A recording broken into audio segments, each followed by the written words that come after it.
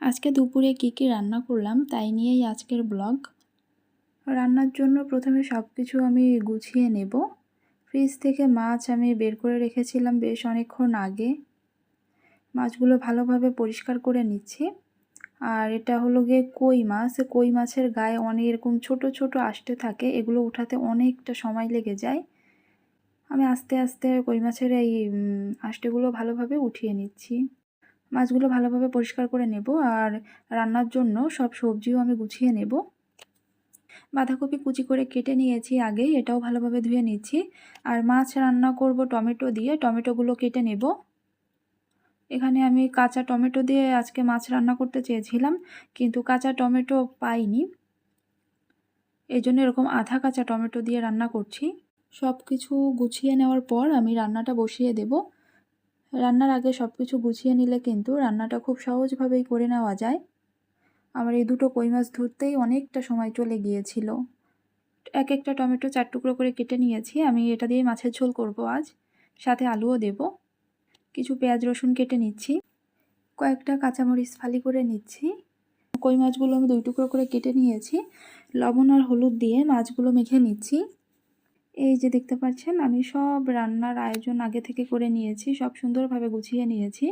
এখানে মূলা শাক কুচি করে নিয়েছি, বাঁধাকপি কুচি করে নিয়েছি, টমেটো কেটে নিয়েছি, আলু কেটে নিয়েছি, তারপর মাছে লবণ হলুদ মাখিয়ে নিয়েছি। আর এই ফ্রিজ থেকে চিংড়ি মাছ বের করে নিয়েছি। প্রথমে মাছের ঝোল করে নেব, এর জন্য আমি সুন্দরভাবে তেলটা গরম করে নিয়ে তেলে প্রথমে মাছগুলো ভেজে নিচ্ছি। মাছগুলো সুন্দরভাবে দুটো পাশ ভেজে নেব। আর আজকে রান্নাটা খুবই সাধারণভাবে করছি, খুবই অল্প মশলা দিয়ে রান্নাটা করব, একদম পেঁয়াজ রসুন ছাড়া। আমি জানি অনেকে এই রান্নাটা খুবই অপছন্দ করবে, কারণ পেঁয়াজ রসুন ছাড়া অনেকে যে রান্না করা যায় এটাই ভাবতে পারে না। এই তেলের ভিতর জিরে ফোড়ন দিয়ে দিচ্ছি।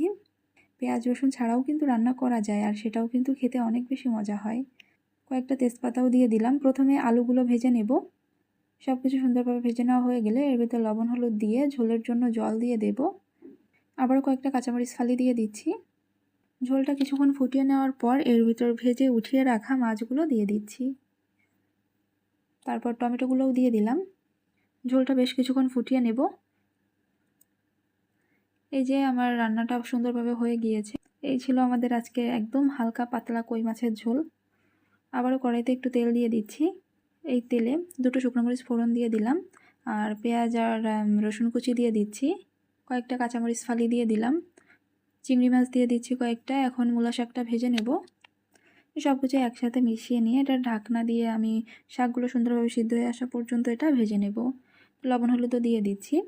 মূলা শাক ভাজি খেতে আপনারা কারা কারা পছন্দ করেন জানাবেন কিন্তু। মূলা শাক ভাজিটা খেতে আমার ভীষণই ভালো লাগে। আর বাঁধাকপি ভাজি করেছিলাম, সেটা আর দেখাইনি। তো এই ছিল আমার আজকের রান্না বান্না। দুপুরে এগুলোই করেছি।